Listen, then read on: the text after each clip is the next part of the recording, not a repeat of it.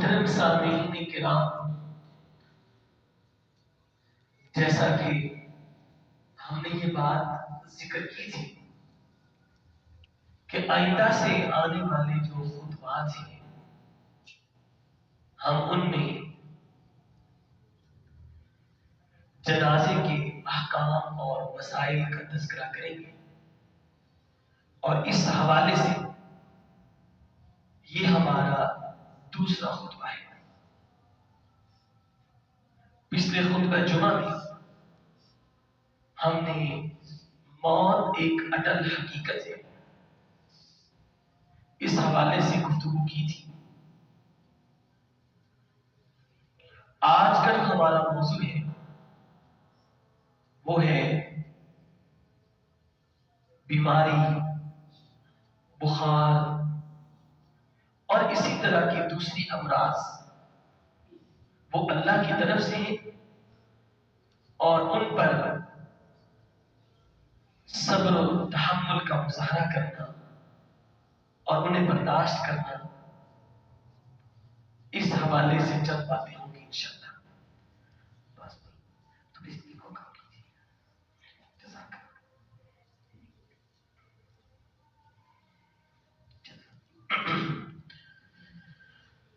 محترم بھائیوں، یہ دنیا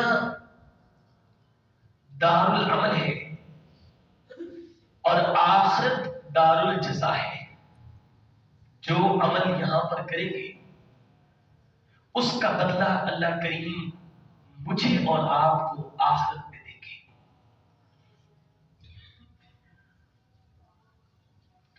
مومنوں کو اس کا بدلہ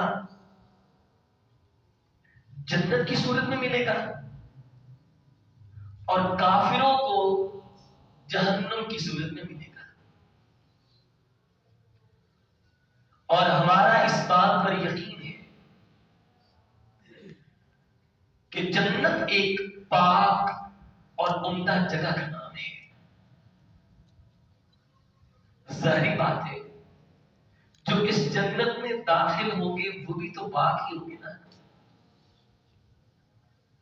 اور جہنم ایک بری جگہ کا نام ہے۔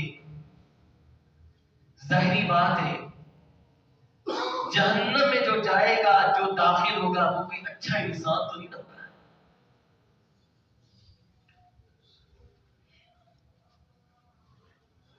اللہ کہتے ہیں ان اللہ طیب لا يقبل الا طیبا۔ اللہ کریم خود بھی پاک ہے اور پاک اور اچھی چیزوں کو اللہ پسند کرتا ہے۔ تو جنت میں بھی اللہ انہی مومنوں کو اور انہی مومنات کو داخل کریں گے جو اللہ کے مقبول اور پسندیدہ بندے ہیں۔ اور یہ دنیا ابتلا، آزمائش، مسائل، آلام و حزن، آفات و بلیات کا نام ہے۔ اور اللہ کریم نے قرآن مجید میں سورۃ العنکبوت کا آغاز کرتے ہوئے کیا فرمایا تھا؟ الف لام میم احسب الناس ان یترکوا ان یقولوا آمنا وهم لا یفتنون۔ اللہ فرماتے ہیں کہ کیا لوگوں نے یہ گمان کر لیا ہے، لوگوں نے یہ سمجھ لیا ہے کہ ان یترکوا ان یقولوا آمنا وهم لا یفتنون، کلمہ پڑھ لیا، ایمان لے آئے، توحید کو قبول کر لیا، رسالت کو مان لیا، اسلام پر ایمان لے آئے، دین کے اوپر کارآمد ہو گئے، لیکن اللہ فرماتے ہیں مجھے یہ چیز مطلوب نہیں ہے، اس کے ساتھ ساتھ مجھے اور بھی ایک چیز مطلوب ہے۔ وہ کیا ہے؟ لوگوں نے تو یہ سمجھا اسلام لے آئے، وَهُمْ لَا يُفْتَنُونَ، اب کسی طرح کی کوئی آزمائش نہیں ہوگی، ان پر کوئی مصیبت نہیں آئے گی، کسی طرح کی کوئی پریشانی ان کے لیے نہیں آئے گی۔ اللہ فرماتے ہیں نہیں، وَلَقَدْ فَتَنَّا الَّذِينَ مِن قَبْلِهِمْ فَلَيَعْلَمَنَّ اللَّهُ الَّذِينَ صَدَقُوا وَلَا يَعْلَمَنَّ الْكَاذِبِينَ. اللہ فرماتے ہیں سن لیں، تم سے پہلے بھی جو لوگ تھے ہم نے ان کو بھی آزمایا، ان کے اوپر بھی آزمائشیں ڈالی، امتحان لیے ان کے، کبھی مال کا، کبھی اولاد کا، کبھی بیمار کر کے، کبھی رزق میں کمی کر کے، مختلف صورتوں میں ہم نے انہیں آزمایا. اور آزمانے کا مقصد کیا تھا؟ فَلَيَعْلَمَنَّ اللَّهُ الَّذِينَ صَدَقُوا، تاکہ اللہ جان لے کہ تم میں سچے کون ہیں، وَلَيَعْلَمَنَّ الْكَاذِبِينَ، اللہ جان لے کہ جھوٹے کون ہیں. معیار، میزان، ترازو، سچوں کا اور جھوٹوں کا ناپنے کا آلہ، پیمانہ، جس کے ذریعے اللہ پہچان لے کہ میرا کون ہے اور میری آزمائش سے بھاگنے والا کون ہے. اور کیا فرمایا؟ ام حسبتم ان تدخلوا الجنہ، لوگوں جنت کا حصول کوئی معمولی سی چیز نہیں ہے، نہیں کہ تم ایسے ہی جنت میں داخل کر دیے جاؤ گے. ام حسبتم ان تدخلوا الجنہ، تم نے یہ گمان کیسے کر لیا کہ ایسے ہی جنت میں داخل ہو جاؤ گے. وَلَمَّا يَأْتِكُمْ مَثَلُ الَّذِينَ خَلَوْا مِن قَبْلِكُمْ، کیا تمہارے پاس تم سے پہلی امتوں کے حالات و واقعات، آزمائش اور مصائب کی صورتیں نہیں ہوتی؟ مَسَّتْهُمُ الْبَأْسَاءُ وَالضَّرَّاءُ، اللہ نے انہیں تکلیفیں دے کر، اللہ نے انہیں پریشان کر کے آزمایا. وَزُلْزِلُوا، ہلا دیے گئے، اتنے پہاڑ گرے آزمائشوں کے کہ ہلا دیے گئے. حَتَّى يَقُولَ الرَّسُولُ، یہاں تک کہ رسول بھی کہنے لگا، وَالَّذِينَ آمَنُوا مَعَهُ، اور جو اس کے ساتھ ایمان والے تھے وہ بھی کہنے لگے، مَتَى نَصْرُ اللَّهِ، اللہ کی مدد کب آئے گی، اللہ کی مدد کب آئے گی. فرمایا الا ان نصر اللہ قریب، خبردار یاد رکھو اللہ کی مدد قریب قریب ہے، اللہ کی مدد ہم سے دور ہے. میرے بھائیوں، دنیا آزمائشوں کا نام ہے. صحابہ اللہ کے نبی صلی اللہ علیہ وسلم ہمیں بتائیں، مستدرک حاکم کی شیخ البانی نے سلسلۃ الاحادیث صحیحہ میں حدیث بیان کی، اللہ کے نبی نے بتایا کہ دنیا میں سب سے زیادہ آزمائشیں کن پر آتی ہیں. اللہ کے نبی صلی اللہ علیہ وسلم نے فرمایا سب سے زیادہ آزمائشیں الانبیاء، انبیاء پر آتی ہیں. مجھے یہ بتائیں، دنیا میں اللہ کے چہیتے اور اللہ کے محبوب بندے انبیاء سے بڑھ کر بھی ہو سکتے ہیں؟ ہو سکتے ہیں؟ کیوں حاجی صاحب ہو سکتے ہیں؟ نہیں ہو سکتے. اللہ سے بڑھ کر نہیں ہو سکتے، لیکن اللہ نے انہیں بھی آزمانے سے دور رکھا. فرمایا ثم الصالحون، انبیاء کے بعد سب سے زیادہ آزمائشیں، سب سے زیادہ تنگیاں، سب سے زیادہ پریشانیاں نیک لوگوں پر آتی ہیں. ثم الامثل فالامثل، پھر باری باری اللہ امتحان دیتا رہتا ہے. جس کا جتنا ایمان ہو، جتنے نیک اعمال ہو، اسی حساب سے اس کے امتحان کا آغاز ہوتا ہے. اور پھر اللہ جانچنا چاہتے ہیں کہ ہماری آزمائشوں پر پورا کون اترتا ہے، کون پورا اترتا ہے. وَلَنَبْلُوَنَّكُمْ بِشَيْءٍ مِّنَ الْخَوْفِ وَالْجُوعِ وَنَقْصٍ مِّنَ الْأَمْوَالِ وَالْأَنفُسِ وَالثَّمَرَاتِ، ہم تمہیں ضرور آزمائیں گے، ضرور آزمائیں گے. کبھی کبھی خوف دے کر آزمائیں گے، تم سے امن چھین لیں گے. خوف تمہارے محلوں کے اندر، تمہارے ملکوں کے اندر، تمہارے معاشرے کے اندر جگہ پکڑ لے گا. اور کیا فرمایا؟ وَنَقْسِم مِّنَ الْأَمْوَالِ، مال کی کمی کر دیں گے. وَالْجُوعِ، بھوک کے اندر تمہیں چھوڑ دیں گے. وَالْأَنفُسِ، تمہارے نفسوں کی کیفیت یہ ہوگی، کبھی اللہ بخار چڑھا دے گا، کبھی بلڈ پریشر، کبھی کسی طرح کی بیماری. وَنَقْسِم مِّنَ الْأَمْوَالِ وَالْأَنفُسِ وَالثَّمَرَاتِ، اللہ پھلوں کی کمی کر کے تمہیں آزمائے گا. تو یہ آزمائشیں کس کی طرف سے ہوتی ہیں؟ اور ان آزمائشوں کو نازل کرنے کا مقصد اللہ کا کیا ہوتا ہے؟ کیوں جی کیا ہوتا ہے؟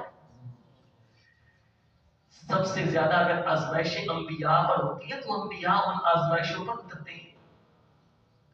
میں آپ کو ایک بات بتاؤں، آپ نے خطباء سے، خطیبوں سے، مولویوں سے، علماء سے یہاں پر اس منبر پر بڑا سنا ہوگا، وہ جی ایوب علیہ السلام نے بڑی آزمائشیں کاٹی، بڑی مصیبتیں کاٹی، بڑی تکلیفیں جھیلی دنیا میں.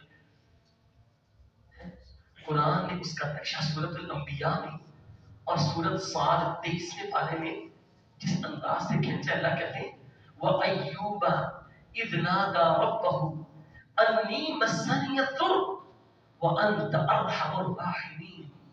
ایوب نے بیماری کی حالت میں پکارا اپنے رب کو اور کیا کہنے لگے؟ انی مسنی الضر، اللہ تکلیفوں نے مجھے گھیر لیا ہے، پریشانیوں نے مجھے گھیر لیا ہے، اب تیرے دروازے کے علاوہ میرے پاس کوئی دروازہ نہیں جس کو جا کر کھٹکھٹاؤں. فرمایا وَأَنْتَ أَرْحَمُ الرَّاحِمِينَ، اللہ تجھ سے بڑا کوئی رحم کرنے والا کائنات میں موجود نہیں ہے. اللہ تیرے در پر آ گئے اور فَاسْتَجَبْنَا لَهُ، اللہ کہتے ہیں جب ہمارے در پر پیغمبر آئے ایوب تو ہم نے خالی ہاتھ چھوڑا، فرمایا جھولیاں بھر دی. فَاسْتَجَبْنَا لَهُ، اس کی دعا کو قبول کیا. فَكَشَفْنَا مَا بِهِ مِنْ ضُرٍّ، اور جو اس پر تکلیفیں اور پریشانیاں تھی، بیماری تھی، اہل و عیال کی پریشانیاں تھیں، اللہ فرماتے سب دور کر دی. وَآتَيْنَاهُ أَهْلَهُ وَمِثْلَهُمْ مَعَهُمْ رَحْمَةً مِّنْ عِنْدِنَا، اور پھر ہم نے اس کے اہل و عیال کو بھی اسے دیا اور اس کی مثل اور بھی کچھ دیا. وَرَحْمَةً مِّنْ عِنْدِنَا، ہماری طرف سے اس کے اوپر اپنی رحمتوں کا نزول ہو گیا. وَذِكْرَىٰ لِلْعَابِدِينَ، اس لیے کیونکہ وہ ہمارے عبادت گزار بندوں میں سے تھا. آج جو لوگ کہتے ہیں نا کہ بعض لوگ یہاں پر تھوڑی سی وضاحت کرنا چاہتے ہیں، لوگ کہتے ہیں کہ حضرت ایوب علیہ السلام پر ظلم و ستم کے اتنے پہاڑ ٹوٹے کہ وہ اتنے بیمار تھے کہ نعوذ باللہ ان کو کیڑے پڑ گئے تھے. نعوذ باللہ ان کی بیوی جو ہے وہ لوگوں کے گھروں کے کام کرتی تھی، ٹوکرے پر اٹھاتی تھی، انہیں فیملی نے، گھر والوں نے، رشتہ داروں نے کو علیحدہ کر دیا، محلے سے جدا کر دیا، باہر جنگل میں رہتے تھے. حتیٰ کہ بعض لوگوں نے یہ بھی بیان کیا کہ انہیں تھوڑی کی اور جزام کی بیماری تھی اور اس طرح لوگ ان سے دور بھاگتے تھے، قریب نہیں آتے تھے. یہ سارے جو منصب نبوت کے خلاف باتیں ہیں. انبیاء کے اوپر کبھی بھی اللہ اس طرح کی بیماری نازل ہے کیونکہ انبیاء ان کا منصب بڑا عظیم ہے دعوت اللہ کا. اور اگر ایک داعی کے قریب آنے سے ہی لوگ دور بھاگ جائیں تو دعوت اللہ کا کام نبی کر سکتا. یہ اسرائیلی روایات ہیں، یہ ان کی طرف سے روایات ہیں جو وَيَقْتُلُونَ الْأَنْبِيَاءَ بِغَيْرِ حَقٍّ، جو انبیاء کو بغیر دلیل کے قتل کر دیتے تھے. اور یہ انہوں نے باتیں نبیوں کے بارے میں کی ہیں کہ جو اللہ کے بارے میں انہوں نے چھوڑا. اللہ کی ذات کو کہتے تھے لَقَدْ سَمِعَ اللَّهُ قَوْلَ الَّذِينَ قَالُوا إِنَّ اللَّهَ فَقِيرٌ وَنَحْنُ أَغْنِيَاءُ، جنہوں نے کہا اللہ فقیر ہے اور ہم غنی. غُلَّتْ أَيْدِيهِمْ وَلُعِنُوا بِمَا قَالُوا، انہوں نے کہا اللہ کا ہاتھ تنگ ہے، ہمارا ہاتھ بڑا ہے. جو لوگ اللہ کی ذات کے بارے میں اس طرح کی گھٹیا نعوذ باللہ باتیں کر سکتے ہیں وہ نبیوں کے بارے میں بھی کر سکتے. ایوب علیہ السلام کسی بھی اسی طرح کی بیماری میں مبتلا نہیں. تو بعض مفسرین نے کہا ہے کہ وہ ہڈیوں کے جو جوڑ ہیں ان میں اس بیماری میں مبتلا تھے اور ان کی کمر میں اور اسی طرح ان کی گردن میں اس طرح کی بیماری تھی جس سے انہیں تکلیف ہوتی تھی. تو یہ وہ بیماری تھی.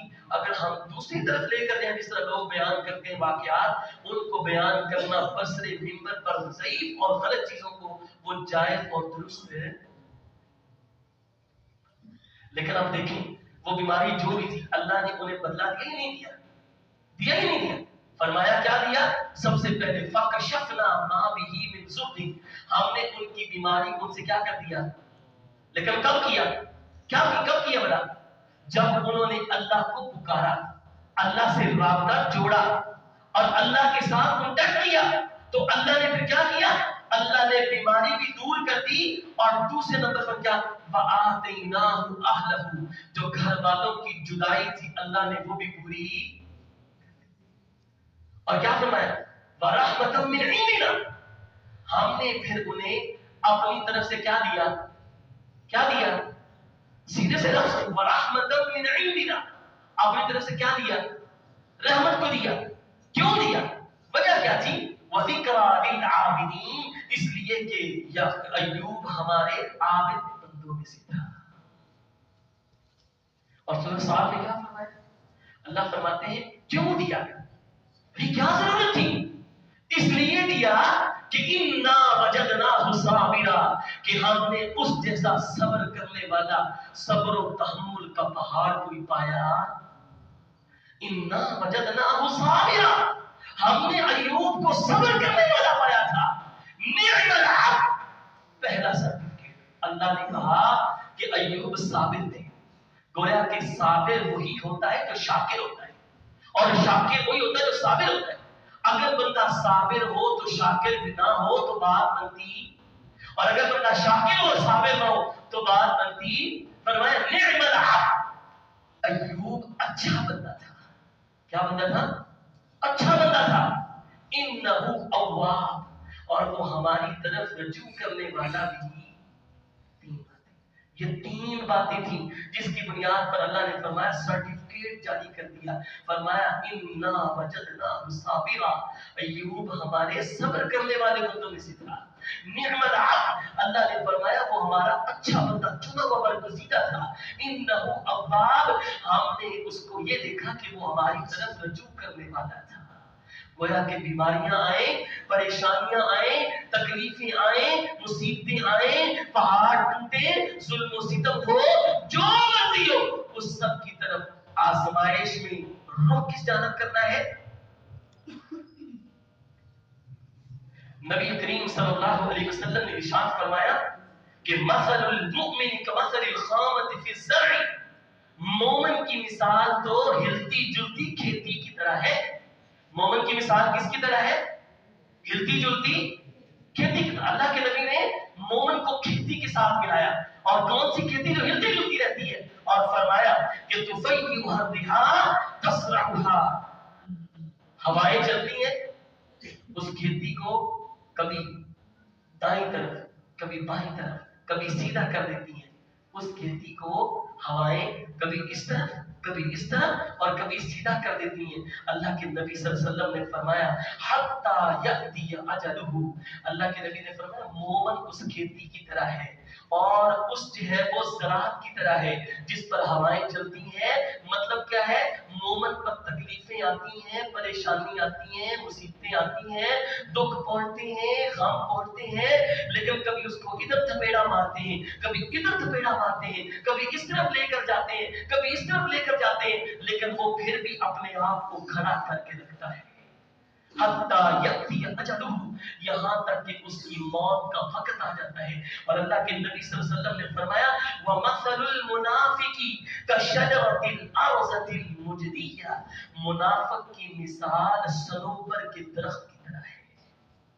صنوبر کا درخت دیکھا کسی نے؟ کیوں نہیں صنوبر کا درخت دیکھا ہوا کسی نے؟ کس طرح کا ہوتا ہے؟ حضرت آپ کو پتا ہے صنوبر کا درخت کس طرح کا ہوتا ہے؟ صنوبر کا درخت ہوتا ہے، کبھی دیکھا ہو اتنا اتنا اس کا پودا ہوتا ہے اور زمین سے نکلتا ہے، سخت ہوتا ہے، کانٹے دار ہوتا ہے، چھوٹے چھوٹے لمبے لمبے کانٹے اس کے اندر نکلے ہوتے ہیں. اللہ کے نبی صلی اللہ علیہ وسلم نے منافق کی مثال کس درخت کے ساتھ دی ہے؟ صنوبر کے ساتھ. اور فرمایا کہ جس طرح صنوبر کے اوپر ہوائیں چلتی رہیں، اس کو ہلاتی جلاتی، وہ اپنی جگہ پر کھڑا رہتا ہے، آگے پیچھے حرکت نہیں کرتا. اللہ کے نبی صلی اللہ علیہ وسلم نے فرمایا حتی یکون، وہ اپنی انجعافها مرتن، وہ اپنی جگہ پر کھڑا رہتا ہے، ہلتا جلتا نہیں ہے. اللہ کے نبی نے فرمایا منافق آدمی اس کی مثال صنوبر کے درخت کے ساتھ ہے، اور مومن کی مثال کس درخت کے ساتھ ہے؟ ایسی کھیتی کے ساتھ جو ہلتی جلتی رہتی ہے. ادھر سے ہواؤں کے تپیڑے آئے ادھر، ادھر سے لگے ادھر، پھر سیدھا ہو گیا، پھر کیا ہو گیا؟ تو مومن پر آزمائشیں آتی رہتی ہیں، مصیبتیں آتی رہتی ہیں، پریشانیاں آتی رہتی ہیں، لیکن مومن ان تمام کو برداشت کر کے پھر اپنے آپ کو جبر و استقامت کا پہاڑ بنتا ہے اور کھڑا کر لیتا ہے، اللہ یہ جو تو نے پریشانیاں دی یہ تیری طرف سے تھی اور میں ان کو برداشت کرنے والا ہوں، اپنی زبان سے کوئی شکوہ شکایت کرنے والا۔ میرے بھائیوں، آپ کو پتہ ہے جب مومن کے اوپر آزمائشیں آتی ہیں، بیماریاں آتی ہیں، پریشانیاں آتی ہیں، اللہ کے نبی صلی اللہ علیہ وسلم نے فرمایا لا یزال البلاء بالمؤمن بالمؤمنة من نفسه وماله وولده، کوئی بھی مومن مرد اور کوئی بھی مومنہ عورت اس پر جان کی تکلیفیں، مال کی پریشانیاں، اولاد کی پریشانیاں جب اس پر پڑتی ہیں، اللہ کے نبی صلی اللہ علیہ وسلم نے فرمایا وہ ان کو جھیلتا جھیلتا برداشت کرتا کرتا صبر کرتا کرتا حتی یلقى اللہ، یہاں تک کہ جب وہ اللہ سے ملاقات کرتا ہے، ما علیہ من خطیئۃ، اللہ سے جب ملتا ہے گناہوں سے بالکل پاک و صاف ہوتا ہے۔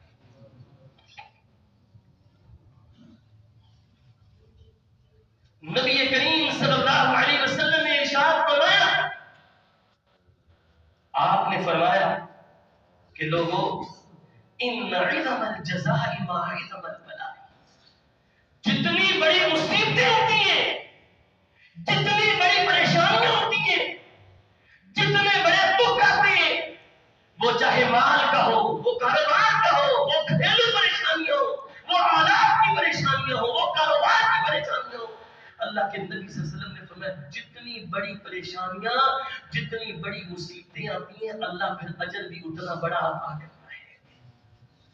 اور فرمایا اللہ کے نبی صلی اللہ علیہ وسلم نے فرمایا وَإِنَّ اللَّهَ عَزَّ وَجَلَّ إِذَا أَحَبَّ قَوْمًا ابْتَلَاهُمْ، اللہ جب کسی قوم سے محبت کرتا ہے اس قوم کو اللہ آزماتے ہیں، اس قوم کو اللہ کیا کرتے ہیں؟ آزماتے ہیں۔ فَمَنْ رَضِيَ فَلَهُ الرِّضَى، جو اللہ کی آزمائشوں پر راضی ہو جاتا ہے اللہ بھی اس پر کیا ہو جاتے ہیں؟ وَمَنْ سَخَطَ فَلَهُ السَّخْطُ، اور جو اللہ کی آزمائشوں کو برداشت نہیں کرتا، شکوے کرتا ہے، شکایتیں کرتا ہے، اپنے اوپر ظلم و ستم سمجھتا ہے، ظلم و زیادتی سمجھتا ہے، اللہ بھی اس پر کیا ہو جاتے ہیں؟ ناراض ہو جاتے ہیں۔ میرے بھائیوں، اس لیے کوئی بھی پریشانی آئے، کاروبار کی ہو، اولاد کی وجہ سے ہو، معاملات خراب ہو، کوئی بھی پریشانی ہو، بیماری ہو، وہ سب کچھ لانے والا کون ہے؟ اور ہمیں اس پر کیا کردار ادا کرنا چاہیے؟ صبر و تحمل کا۔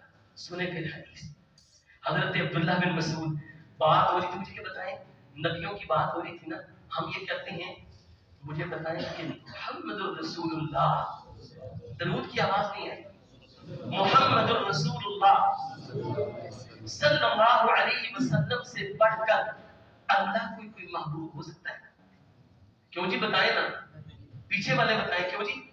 محمد الرسول اللہ صلی اللہ علیہ وسلم سے بڑھ کر اللہ کا کوئی پیارا ہے؟ اللہ کوئی محبوب ہے کوئی؟ عبداللہ بن مسعود کہتے ہیں، بخاری کی حدیث ہے، میں اللہ کے نبی صلی اللہ علیہ وسلم کے پاس آیا تو میں نے کیا کیا؟ فمسست بیدی، میں نے اپنا ہاتھ اللہ کے نبی کے جسم پر لگایا۔ کیا لگایا؟ اپنا ہاتھ اللہ کے نبی کے جسد اطہر پر۔ میں قربان جاؤں، واللہ العظیم کاش میں اس زمانے میں ہوتا تو میں عبداللہ بن مسعود کا ہاتھ چوم لیتا، کیونکہ سعادت والا ہاتھ تھا۔ کس جسد پر لگا تھا؟ کس جسد پر لگا تھا؟ محمد رسول اللہ صلی اللہ علیہ وسلم کے جسم پر۔ فرمایا عبداللہ بن مسعود وَإِنَّكَ لَتُوعَكُ وَحْكًا شَدِيدًا، کہتے ہیں میں نے جیسے ہاتھ لگایا اتنا آپ کا جسم گرم تھا، بخار کی وجہ سے میں پریشان ہو گیا۔ میں نے کہا اللہ کے نبی صلی اللہ علیہ وسلم کیا آپ کو بخار ہے اتنا تیز ہے؟ نبی کریم صلی اللہ علیہ وسلم نے فرمایا فقال رسول اللہ اجل، ہاں عبداللہ مجھے بخار ہے۔ عبداللہ کہتے ہیں اللہ کے نبی صلی اللہ علیہ وسلم انی اوعک کما یبعث رجلہ المسلم، اللہ کے نبی صلی اللہ علیہ وسلم نے فرمایا عبداللہ جتنا بخار تم مسلمانوں میں سے 2 بندوں کو ہوتا ہے اتنا مجھے اکیلے محمد رسول اللہ صلی اللہ علیہ وسلم کو ہوتا ہے. جتنا بخار تم 2 بندوں میں سے 2 کو ہوتا ہے اتنا بخار مجھے میرے جسم پر اکیلے ایک میرے اکیلے پر ہوتا ہے. نبی کریم صلی اللہ علیہ وسلم نے فرمایا کہ عبداللہ سنو، ما من مسلم یصیبہ اذى من مرض، کوئی بھی مسلمان اس کو کسی بھی بیماری اور کسی بھی وجہ سے کوئی تکلیف پہنچتی ہے، فرمایا الا حط اللہ بہ سیئاتہ، اللہ اس کے گناہوں کو مٹاتا رہتا ہے. اور یہی نہیں، سنو، فرمایا کس طرح مٹاتا ہے؟ کما تحط الشجرۃ ورقها، جس طرح درخت سے پتے نیچے گرتے ہیں جھڑتے ہیں، اسی طرح اللہ اس مومن بندے کے گناہوں کو بھی جھاڑتے رہتے ہیں. مجھے یہ بتائیں کہ یہ بخار کسے تھا؟ کس کو بخار تھا؟ حدیث کون سی کتاب کی ہے؟ بخاری کی. لیکن پیغمبر کیا کہہ رہے ہیں؟ فرمایا حضرت عائشہ دوسری حدیث حضرت عائشہ کہتی ہے میں مینا میں تھی، یہ بھی بخاری کی حدیث ہے. ایک انصاری، ایک قریش کا ایک نوجوان میرے پاس سوال پوچھنے کے لیے آیا تو کہتی ہے میں نے کیا دیکھا کہ وہ ہنس رہے. میں نے پوچھا تم کیوں ہنس رہے ہو مینا میں؟ وہ کہتے ہیں کہ اماں جی ایک آدمی اس پر خیمے کی ایک جو رسی ہے وہ گری ہے اور جس کی وجہ سے قریب تھا کہ اس کی کوئی ہڈی ٹوٹ جاتی یا اس کی کوئی آنکھ جو ہے وہ زخمی ہو جاتی. ہم نے اس کے گرنے کو دیکھ کر ہمیں تھوڑی سی ہنسی آتی.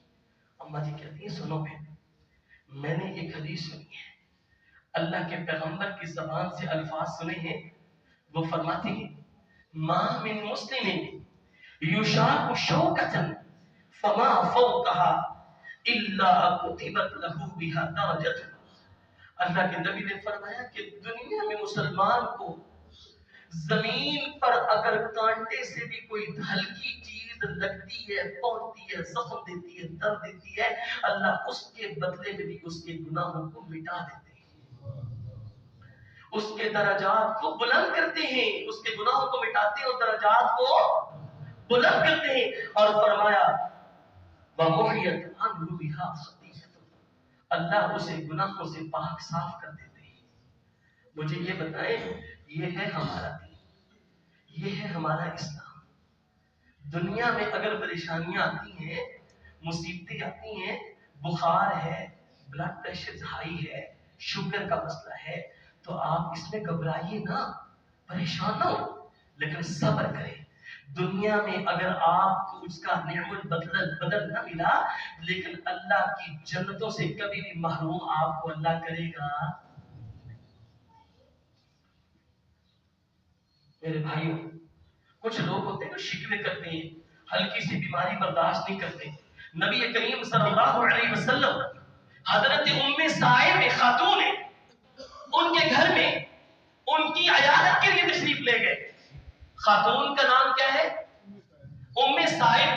ان کے گھر میں اسے بخار تھا، اس کی عیادت کے لیے تشریف لے گئے اور اللہ کے نبی صلی اللہ علیہ وسلم نے دیکھا تو وہ کہتی ہے قالت الحما لا بارک اللہ فیہا.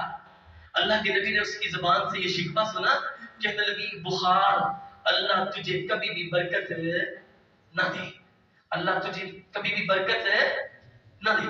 بخار کو مخاطب کر کے ام سائب کہتی ہے بخار کو کہ اللہ تجھے کبھی بھی برکت نہ دے.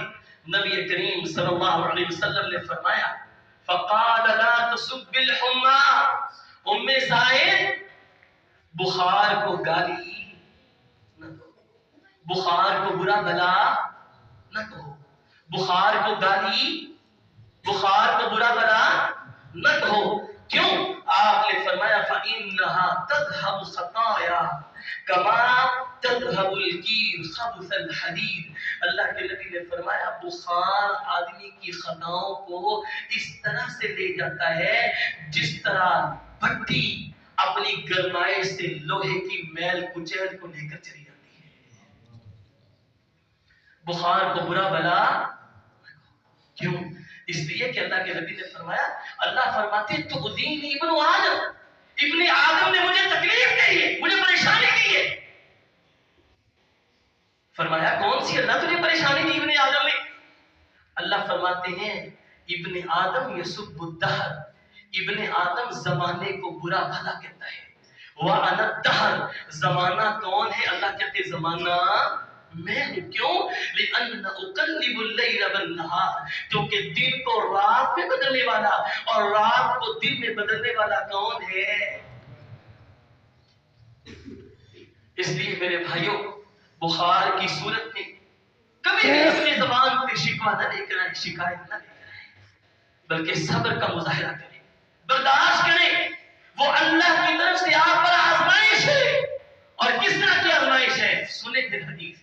نبی کریم صلی اللہ علیہ وسلم نے فرمایا، لوگوں جب کسی بندے کو، اللہ کے نبی جب کسی مریض کی عیادت کرنے کے لیے جاتے نا تو اسے کیا کہتے ہیں؟ ابن ماجہ کی، احمد کی مستدرک کے حاکم کی صحیح سند کے ساتھ روایت ہے. اللہ کے نبی اس کے گھر میں جاتے، بیمار پرسی کرتے اور کیا کہتے؟ کہتے سنو بھائی، بات یہ ہے کہ ابشر، میں محمد رسول اللہ صلی اللہ علیہ وسلم تمہیں خوشخبری دیتا ہوں. کس چیز کی خوشخبری؟ فرمایا خوشخبری اس چیز کی ہے کہ ان اللہ تعالی یقول، اللہ رب العالمین فرماتے ہیں کہ وہی ناری اسلطها علی عبد المؤمن فی الدنیا، یہ بخار میری آگ ہے. بخار میری کیا ہے؟ آگ ہے. اللہ کہتے ہیں میں اپنے مومن بندے کے اوپر جب بخار کو مسلط کرتا ہوں تو میں کیا کرتا ہوں؟ لِيَكُونَ بِهَا حَظُّهُ مِن نَّارِ يَوْمِ الْقِيَامَةِ، یہ جو جہنم کی آگ ہے وہ اس کا حصہ دنیا میں ہی بھگت کر کے جا رہا ہے. اللہ اسے جہنم کی آگ سے محفوظ فرما لے گے.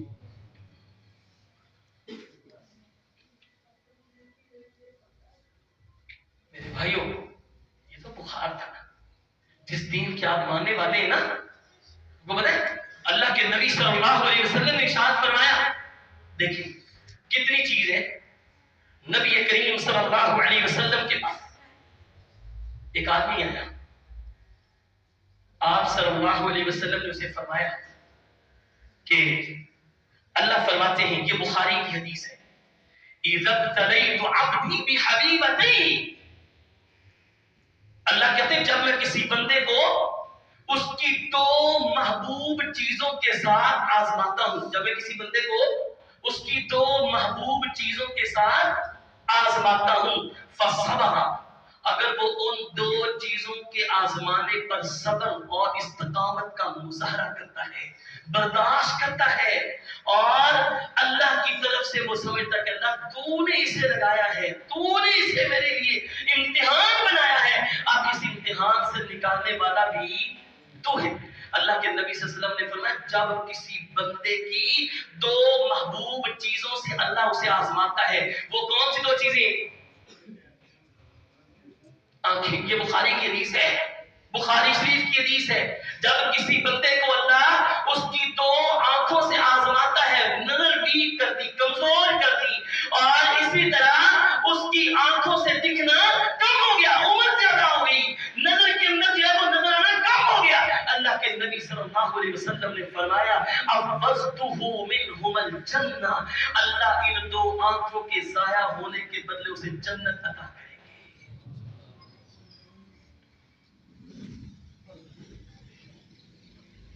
لیکن اس سے مراد وہ مومن ہے جس کی آنکھیں ضائع ہوئی ہیں قرآن پڑھنے سے، یا جس کی ضائع کسی اور امتحان کی وجہ سے. لیکن جو موبائل میں گیمیں کھیل کھیل کر اور ٹک ٹاک استعمال کر کے، فیس بک استعمال کر کے، ٹویٹر استعمال کر کے اور غلط جگہ پہ اپنی نظر کو ضائع کرتے ہیں، وہ اس حدیث کا مصداق بن سکتے.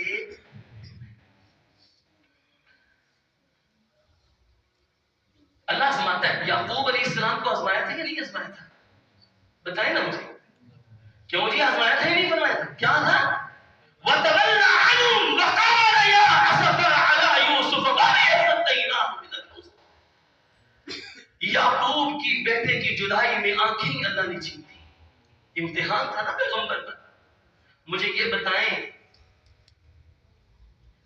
اگر اللہ پیغمبروں کو آزما سکتا ہے جو اس کے سب سے مقربین ہیں تو ہمیں کیوں نہیں آزما سکتا؟ لیکن پیغمبر کا کردار دیکھیں، خدا کی قسم قرآن نے کیا خوب نقشہ کھینچا ہے. قال انما اشکو بثی وحزنی الی اللہ واعلم ما لا تعلمون. اللہ میری شکایت بھی تیرے پاس ہے، میرا غم بھی تیرے پاس ہے، یہ تکلیف لگانے والا بھی تو ہے، ان آنکھوں کو واپس لانے والا بھی تو ہے. یہ نہیں تھا کردار یعقوب کا. اچھا اب تکلیف لگ گئی ہے، اب شوگر کا علاج فلاں سے کروائیں، اب فلاں جگہ پر فلاں ایک پیر صاحب ہے ان کے پاس جائیں، فلاں جگہ پر جائیں، فلاں قبر پر جائیں، فلاں جو ہے وہ جگہ پر جائیں، وہاں پر جا کے سجدہ کریں، وہاں کریں، وہاں کریں، وہاں کریں. یعقوب کا کردار یہ نہیں تھا، بلکہ یعقوب بیٹا کس کا تھا؟ کس کا بیٹا تھا؟ اسحاق. اسحاق کون تھا؟ اسحاق کس کے بیٹے تھے؟ اور ابراہیم کس کے بیٹے تھے؟ اور مجھے یہ بتائیں کہ جد الانبیاء کون ہے؟ جد الانبیاء کون ہے؟ ابراہیم علیہ السلام. لیکن پیغمبر نے ان پاک بال ہستیوں کو بھی پکارا نہیں ہے. مجھے بتائیں کوئی اسحاق سے بڑھ کر یعقوب کے لیے تھا اس وقت؟ اسحاق سے بڑھ کر یا اسحاق کے لیے یا ان کی نسل یا ان کی جو پوری پیڑھی ہے اس میں ابراہیم سے بڑھ کر کوئی تھا جنہیں اللہ نے جد الانبیاء بنایا تھا؟ لیکن بیماری میں ابراہیم کیا یعقوب کیا کرے؟ انما اشکو بثی وحزنی الی اللہ. اللہ میرا دکھ بھی تیرے پاس، میری غم بھی تیرے پاس، تیرے دروازے کے علاوہ اور کوئی دروازہ نہیں جسے میں کھٹکھٹاؤں. یہی بات ہے حضرت علی کہا کرتے تھے اللہ فعی الباب اقرا، اگر میں تیرے دروازے پر آؤں اسے کھٹکھٹاؤں تو میری جھولی میں خیرات نہ ڈالے تو پھر یہ بھی بتا دے مجھے کہ تیرے دروازے کو چھوڑ کر میں کس دروازے پر جاؤں. خیرات نہیں ڈالنی تو نہ ڈال، لیکن کوئی اور راستہ بھی بتا علی کو جس پر جائے اور وہاں پر جا کر خیرات مانگے. نہیں ہے فعی الباب اقرا. اللہ رب العالمین سے دعا ہے اللہ بیماروں کو شفائے کاملہ عطا فرمائے، اور اللہ بیماریوں پر ہمیں صبر و تحمل سے کام لینے کی توفیق عطا فرمائے. اللہ ہمارے اندر استقامت پیدا فرمائے. وما علیہ الا البلاغ.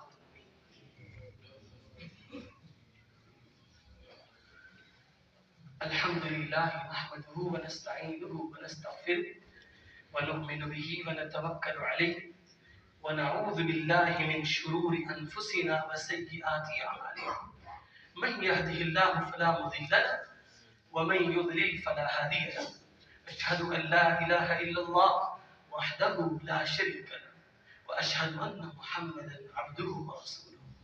اللهم صل على محمد وعلى آل محمد وبارك وسلم عليه.